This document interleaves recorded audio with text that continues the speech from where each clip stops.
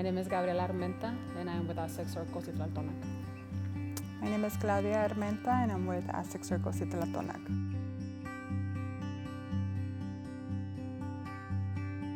We are a Mexica circle based out of the eastern Coachella Valley. We introduce participants to our traditions through danza, music, traditional medicine, and also by facilitating talking healing circles. It started out of just the need for wanting to know where did we come from. We knew that, we were born in Mexico, raised in the U.S., and going through, our high school years, well, at least personally my high school years, I was involved in soccer and some extracurricular activities, but I never really clicked with anything. So I was introduced to a different type of dance tradition, and I did that for a few years, but I wanted to learn more about where I came from, about my roots. My sister shared with me that she wanted to learn more about where we came from, and I had just graduated high school.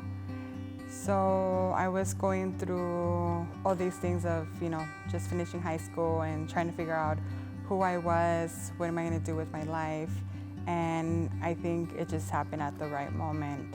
Her sharing with me, let's start this project, and 11 years later, here we are.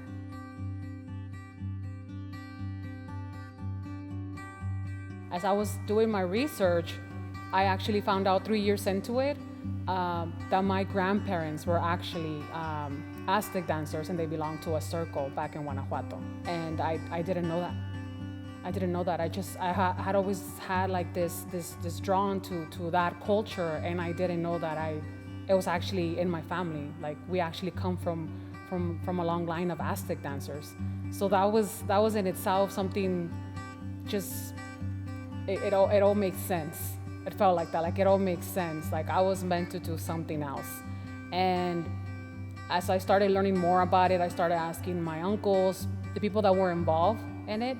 That yearn for I need to know more, just grew and grew and grew. And then it turned into, okay, I want to share it. I want to share it with my friends and family. And luckily they were open to it. And people just, started inviting us to be to share our culture, at more than church events. It turned into community events, into city hosted events, and then into looking for other circles, looking for other elders in those circles, and looking for guidance. Okay, what else can we do? Because we didn't have anything like that in the Valley. And we started to travel to the LA area and just different places where we knew there was other circles, hoping that somebody would take us under their wing. And luckily we did. We found a circle, we found elders that they were just happy that we were doing that, just sharing that with the community. And they were so open and so willing to just share their knowledge, share their wisdom, and just pass on, what my grandfather couldn't do to us. We have participants that come down from San Bernardino, Banning, Yuma, El Centro, just to participate with us. And we just, continue to share with our community and just hope that we're able to expand to other locations so that other people could continue this as well. We have something that is called Mexica Warriors, and we have Mexica tools. And it's very simple stuff that the circle teaches you. And it's, once you hear it, it's things that we all do every day. So we don't necessarily say, okay, so we're not really teaching you these tools. We're just enhancing those tools. In our spirituality, we teach about patience. A lot of people may know that as a gift as well. So each one of us has that tool, patience. And we forget sometimes that we have it.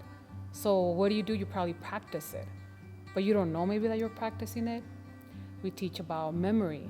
We teach about endurance in our dances, because it does take some type of endurance to withstand, dancing for 5 hours. We teach you about, like I said, memory, because you have to learn the pattern of the dance. But eventually when they become familiarized with the dance, they can then offer it themselves. They can then lead a dance, and then they get that experience, of okay, now I'm a leader too. So leadership, that's where you draw leadership from. But more than anything, we teach them about having heart, because maybe 75% of what we do, I think, yes, having the condition and the resistance is very important.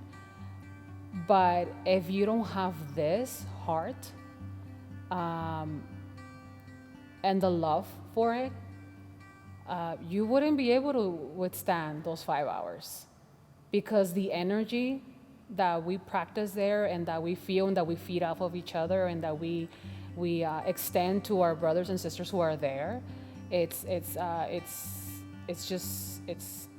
too much sometimes.